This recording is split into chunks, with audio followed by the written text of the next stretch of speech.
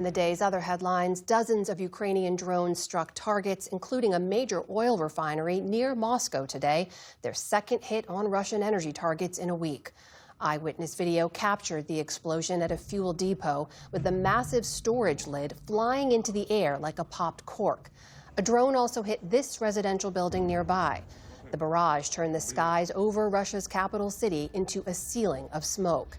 Speaking in Brussels today, Ukraine's President Volodymyr Zelensky said the strikes were in response to Russia's attack on an historic monastery complex earlier this week. Our mid-range strikes are seriously disrupting Russian military logistics, but Putin is not stopping this war. Russia's defense ministry said today's Ukrainian assault was the largest since the war began more than 4 years ago. And Foreign Minister Sergei Lavrov vowed that strikes on Ukrainian targets will continue, quote, on a regular basis. The U.S. Supreme Court today sided with a Texas man who said his marijuana use shouldn't make it a crime for him to have a gun. The justices unanimously found that the federal ban against all regular drug users from owning guns violated the Second Amendment. That same law was used to convict Hunter Biden back in 2024. He was later pardoned by his father, then President Joe Biden. The Trump administration has defended the law despite arguing against other gun restrictions. Today's opinion was a narrow one, applying only to drug users who are not considered dangerous. In parts of the Midwest today, residents took stock of the wreckage after powerful storms tore through the area. Cell phone video showed what appeared to be a large tornado hitting Effingham, Illinois overnight. By daybreak, the extent of the damage was clear, though authorities say there were no serious injuries. Meantime, fighting the current in my own yard. Downpours from what was Tropical Storm Arthur swamped entire Gulf Coast neighborhoods.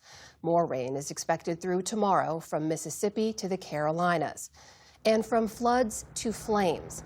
Firefighters in Washington state have been working to contain a blaze near Spokane that's destroyed at least 15 homes and forced about 1,500 people to evacuate. Authorities say they found possible human remains in one of the homes. In Los Angeles, officials say there's no longer any threat of hazardous air after a massive warehouse fire east of the city. It tore through a cold storage warehouse, sending large plumes of smoke across the Boyle Heights neighborhood. Authorities say it started on the building's roof, which is covered in solar panels, and reached an ammonia line, which led to several small explosions. That prompted a shelter-in-place order, which has since been lifted. There have been no reports of injuries. In Washington, D.C., Janice Lewis George has won the city's Democratic primary for mayor, meaning she will almost certainly become the first new leader in the heavily Democratic city in more than a decade. The Democratic Socialist had run on issues like education and affordable housing. She's also pledged to push back against federal intervention in local affairs, telling reporters today about the need to stand up for the city's autonomy. Earlier this month, President Trump said he would consider putting Washington under direct federal control if Louis George becomes mayor. Former President Barack Obama celebrated the opening of his presidential center in Chicago today. The nation's 44th commander-in-chief was joined by his family, a host of celebrities, and 3 former presidents. In his remarks, Mr. Obama said that the $850 million center was an expression of thanks to the city that gave him his start in politics. President Trump was notably absent, and Obama did not mention him by name. But there were some nods to the current administration, with Obama remarking, in his words, how precious our democracy truly is. People aren't looking for perpetual anger and division. They are looking for fairness and common sense and mutual respect. That deep in our gut, we want to find a way to turn towards each other again, not further away. The Obama Presidential Center is expected to draw more than 1 million visitors annually. It officially opens to the general public tomorrow on Juneteenth. On Wall Street today, stocks ended higher ahead of the Juneteenth holiday weekend. The Dow Jones Industrial Average rose about 70 points. The Nasdaq jumped nearly 500 points, or almost 2%. The S&P 500 closed about 1% higher to close out the trading week.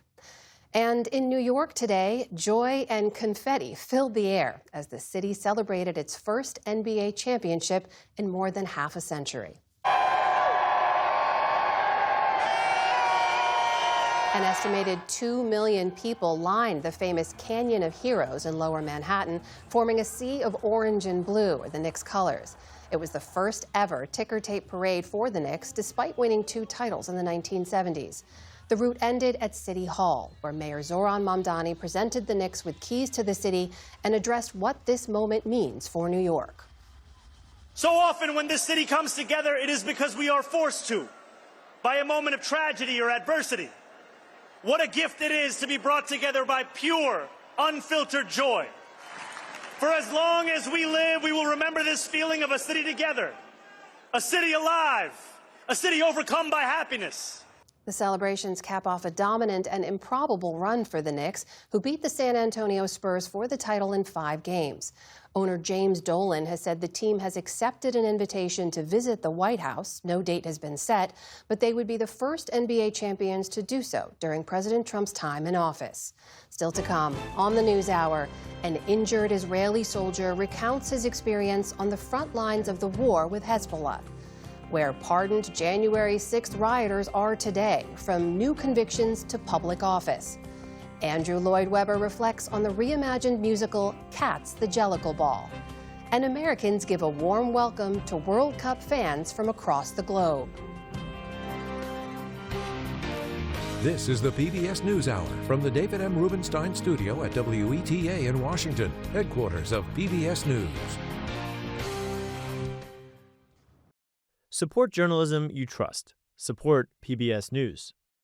Donate now, or even better, start a monthly contribution today.